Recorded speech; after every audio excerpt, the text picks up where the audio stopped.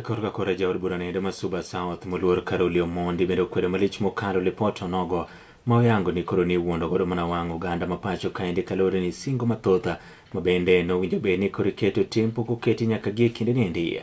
Oyango ni oganda jo Kenya pod kalo e pegwe kumopogore opogore mabende nowinjo bed ni lipot onogo mar NADCO kaachiel koda mise 10 points agenda osetieko to gie kinde niendi magweko pok omuli ka oganda jo Kenya koro nyo iwuondo mana wangi.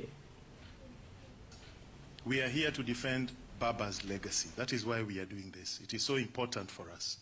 And I think it is important for Kenya and those who have been with Baba all along in his quest for a better Kenya.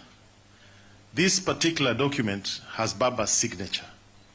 So it is important that people get an accurate, truthful, independent, impartial, and correct report on what is being done about Baba's commitment to Kenyans when he signed the 10-point agenda. We are here to make sure political fraud is not committed on Kenyans in the name of Baba. That is why we are here. We must protect Baba's legacy.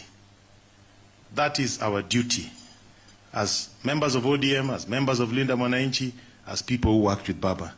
Secondly, whether it is NADCO or whether it is the 10-point agenda, these documents were made in the name of the people. So there must be a people's report, not what you saw yesterday, a conspiracy of some sort. The people themselves must give a verdict.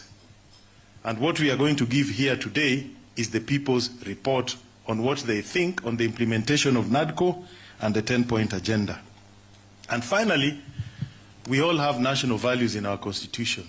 There must be accountability.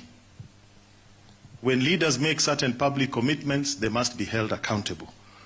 What we are trying to do here is to hold those who signed this to be accountable to Kenyans. So people may ask,